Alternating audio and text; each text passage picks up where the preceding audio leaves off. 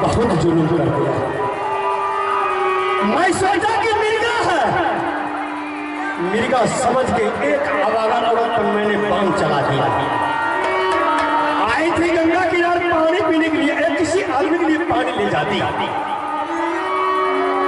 माँ दुर्गा तुम्हें क्षमा करना, इसमें मेरा कोई गलती नहीं है। मैंने मिर्गा समझ के मैंने बाण चलाया। अरे तो महाराजा दया करेगा।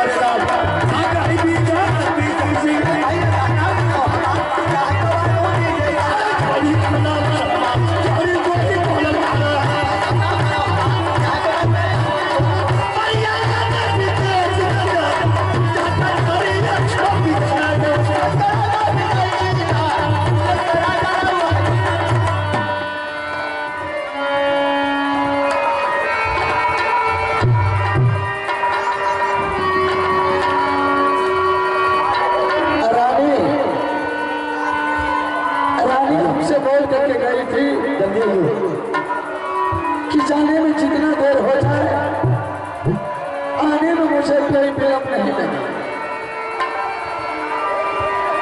अभी तक रानी न गंगा जल लेकर के आई है, न बेटा भागन के लिए कफन लेकर के आई है।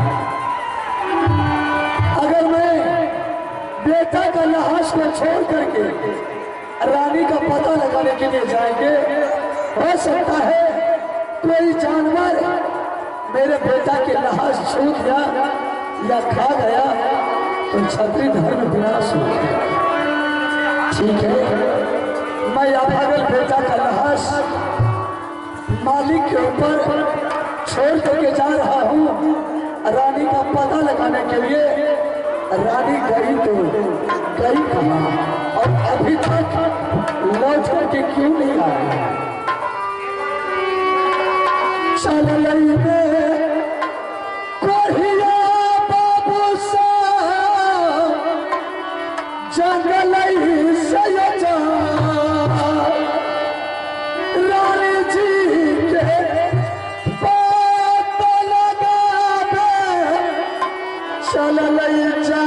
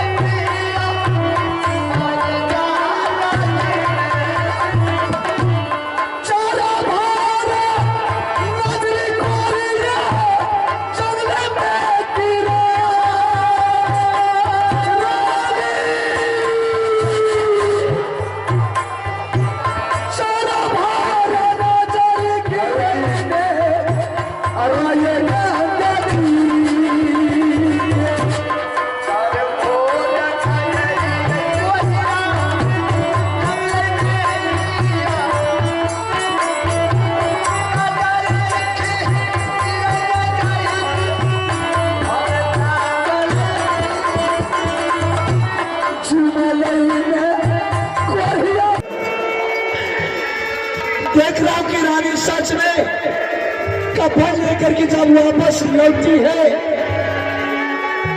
तो इसके गले में कफन लपटा हुआ है और रानी का धार है पानी में, दोनों पैर है पानी से ऊपर। लगता है कि रानी जिस वक्त बेटा के लिए गंगा जल भर रही थी उसी वक्त बेटा की याद में रानी अपनी होश हवास खो बैठी है। ठीक है, मैंने इसे जगाता हूँ और जगा करके माँ गंगा से उठा करके बेटा की लाश जंगल में पड़ा है उस जगह ले जाऊंगा।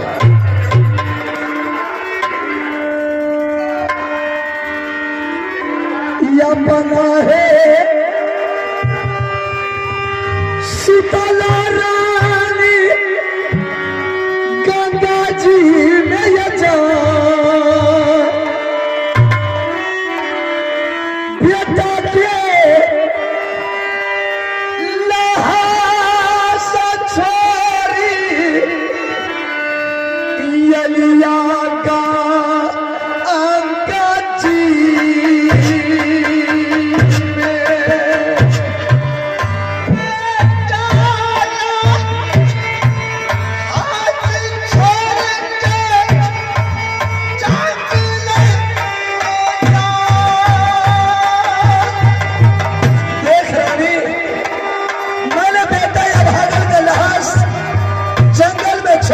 तुम्हें पता लगाने के लिए आया हूँ रानी।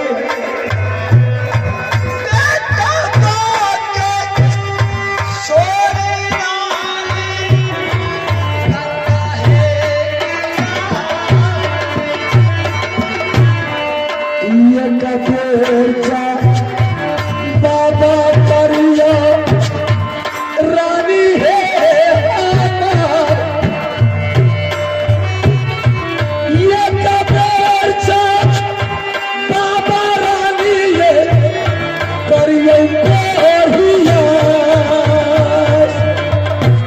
रानी। देख मैंने आ गया हूँ रानी, एक बार आंखें खोल करके जवाब कर रानी।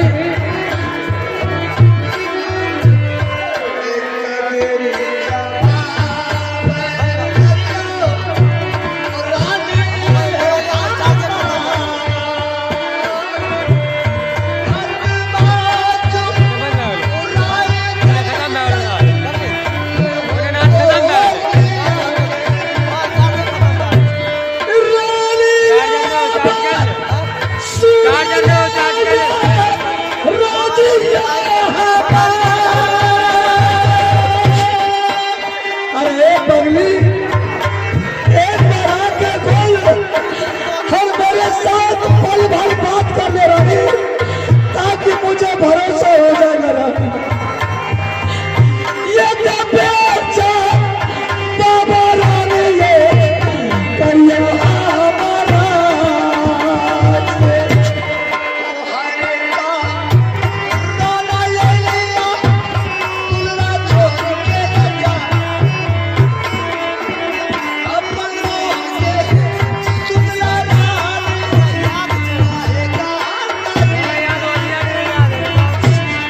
मैंने एक बात अवसर का देख रहा हूँ, ये रानी के बदन से खून और इसके पाचन के नीचे तीर का निशान बाण,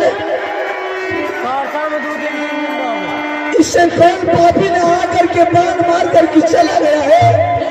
मैंने सोचता हूँ कि रानी ये बेटा के होश हवास में अपने खो बैठी है नींद, लेकिन रानी तुम जिंदा नहीं है रानी, तुम तो रानी मर गई है रानी।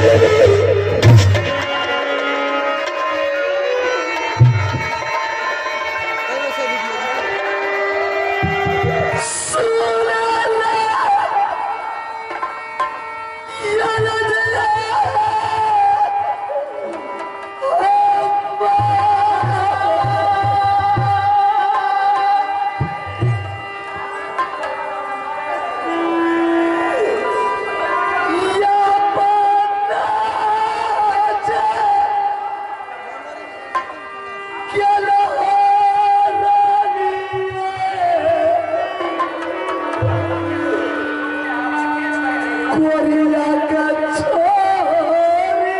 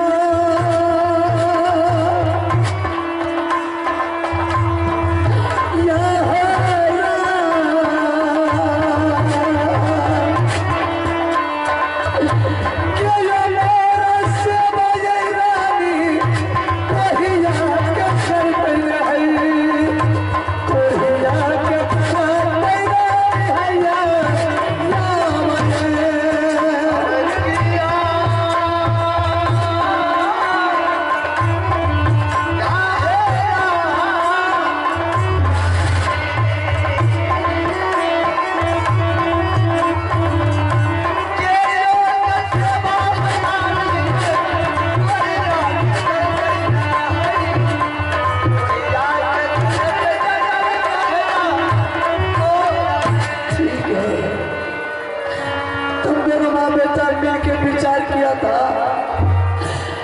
बेटा आगे गया और माँ पीछे से जा रही थी, लेकिन मुझे छोड़ करके चली गई मम्मी।